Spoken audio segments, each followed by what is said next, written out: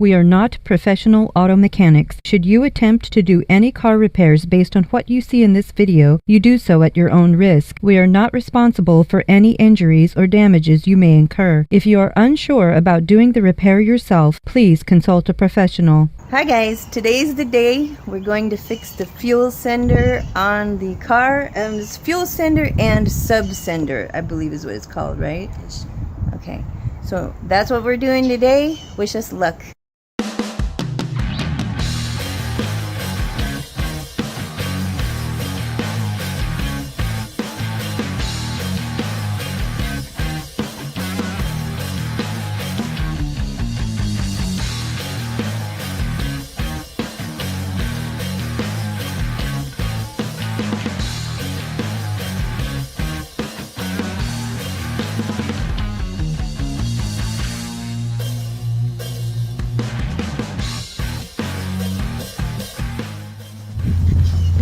Okay, the first thing that we're going to do is take out this trunk because it'll make getting to the back seat, the bolt in the back seat, a lot easier, and it'll just save us some trouble. So we're going to take this one out. You said it's a 10 millimeter? Yes.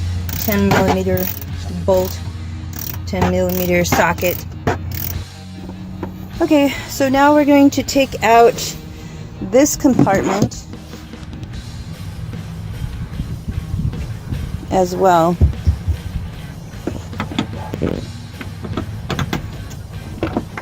Because they seem to be connected, and I don't think we're going to be able to get that one out without it. Okay, we got this portion of the storage out, but there's these little tabs that it clicked into, and it was really hard to get out, and we ended up breaking at least one of them that I know of. It was hard to get out, so yeah, if you do this, be careful. And then we found out the main storage trunk is bolted in here, so yeah, so that's gonna have to go. And then eventually we'll get to the back seats. Okay, the storage compartments are out. Man, this just makes me want to put a third row seat back here. But anyway, it's disgusting. Whoever owned this car before, we were finding a few treasures in here. But no money, unfortunately. Okay, so now we have easy access to the bolts that hold in the back seat, and that's what we're after. I think they snap on somehow. Try not to break them though. Okay guys, you might want to get you some, I don't know what these are called, panel pullers, because they're really useful for pulling out those caps on the seat. Okay, might have been helpful pulling out the tabs on this guy, but I don't know. I don't know if it would have mattered. Okay, so the bolts for the seat are 14 millimeter. All right, I used that regular socket wrench, nothing fancy. Don't use an extension because it's too flimsy, it will snap off. It'll snap the end of it, so be careful. Yeah, we snapped the end off of one of those because these things are in pretty tight, so just use a regular one. Works better. I tried for 30 minutes to do that and I couldn't get it off. Alright, this takes some muscle. Yeah, you need a vein. You need veins that pop out. I broke a sweat, but that's about all I broke. I certainly didn't break the seal on that bolt. Yeah, these the back bolts are definitely bigger than the front bolts. It's a little bit tougher to get out. Okay, we're going to try the WD-40 method. Okay, it was difficult to get the bolts out, but it certainly helps if you have a little handy tool. And this is actually a piece of hard copper. And it works quite well.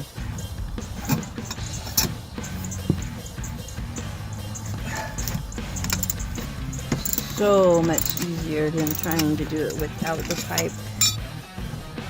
Okay, take out the seats. Just moving to the back will be a lot easier. Oh, and there we have access to our, to one of our, I think this is the Subsender. Yeah. Okay. Oh, Kool-Aid. Ah, these are things that we didn't even buy. Okay, since this one has a seatbelt on it, you just kind of need to get it out of the way.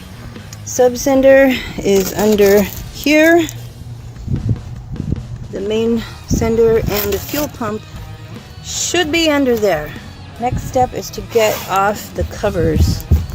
It's kind of up under the carpet. There's supposed to be some like gum or something under there. Something like that. Basically just pry it up. So it's this black gummy stuff. Alright. Okay, so this is the passenger side. This is what it looks like once you get the lid up. Then we need to disconnect these wires.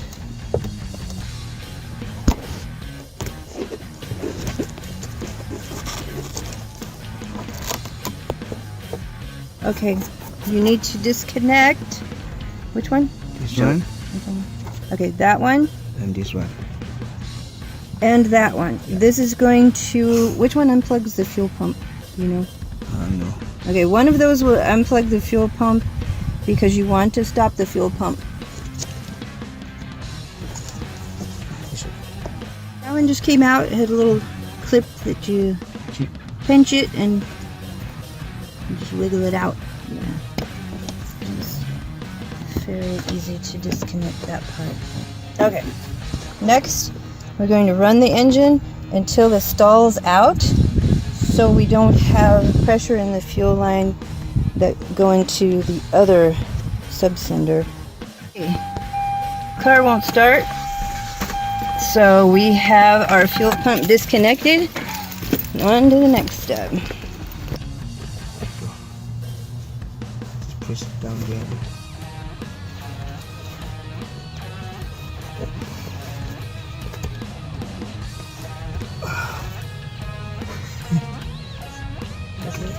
Okay, that side's off. Now we're going for this side right here. There's going to be probably a little bit of gas in there, so have towels, paper, or something available. So good. Now we need the special tool. Guys, you can order this tool. I think we got it from Amazon. They might have it on eBay. I'll probably try to put a link in the description box because, yeah, you're going to need this tool to get this other part out. It go outside rim. There's a tab. It's really hard to see. Yeah, just get crushed by the door. Yeah, that's it. Okay, so there's some little tabs. This is going to fit in. These two. You need to get that, yeah. You need to put that in there. Yeah, that one. And then there's a tab right there the outside rim. that fits there. Okay. We're just waiting for Fargo to get a breaker bar. For some reason, we don't have one. I don't know why. But we need a breaker bar and a rubber mallet to bang on that wrench so we can see the fuel pump and the fuel sender. This is good practice because in the future, if we ever need to replace the fuel pump, which I kind of wish we were doing now, it's just a little more expensive. But in the future, if we were going to replace a fuel pump, it's pretty much the same steps as what we're doing now, except we'll only need to go into the driver's side area. Anyway, I'm just waiting for that part. Then we're going to open it up and move on to actually replacing the fuel sender. Did you bring the mallet? Yeah.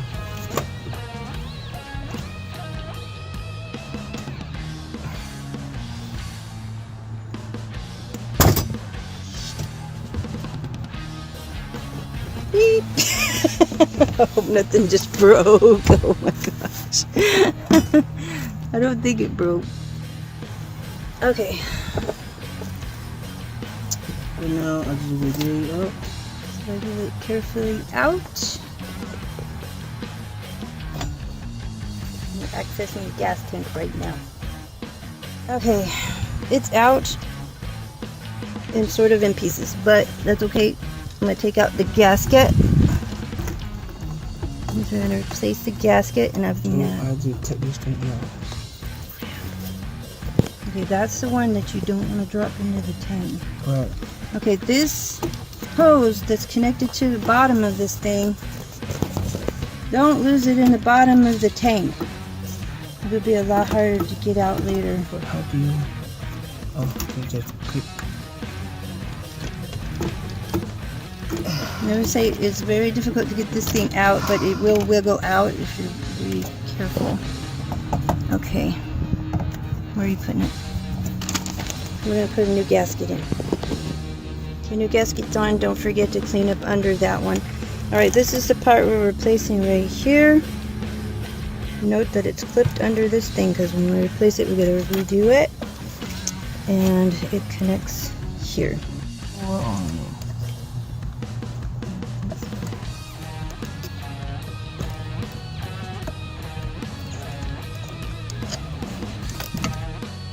Okay, new part is installed. Now we're going to put this one back together. Okay guys, we got it in there and it took a lot of work, so be gentle with it. Don't try to force it. Line everything up. It should fit back in there. Line up all the marks they have on there. No, we don't plug these in, do we?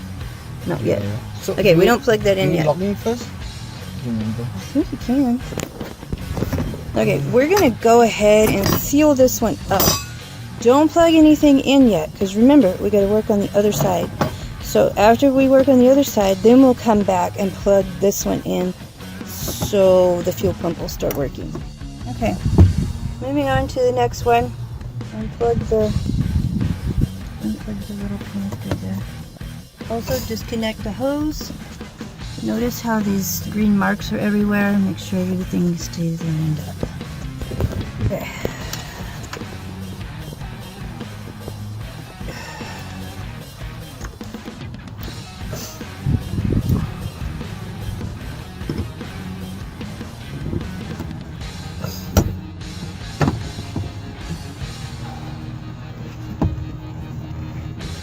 Okay, there's some kind of hose here and it looks like it's clipped on, and we're not going to be able to lift this thing out without pulling that out. I don't see. So we're going to try to disconnect that hose. Okay, this thing is clipped on. It seems like there's a button to push on the bottom and it spreads that clip apart. So just stick your finger up under there. Okay, that's what this one looks like. There's also a hose. It's hard to see, but there's a hose connected down there, and we may try to replace this part without taking out the hose. It's a little bit easier than the other one. Alright. So the O-ring will fit to this thing? Oh, I forgot. Alright, we are able to take the O-ring off without taking the hose off. So now we're going to put the new one on. But first we need to clean up underneath there. Alright, new part is in. Now we're going to put it back together.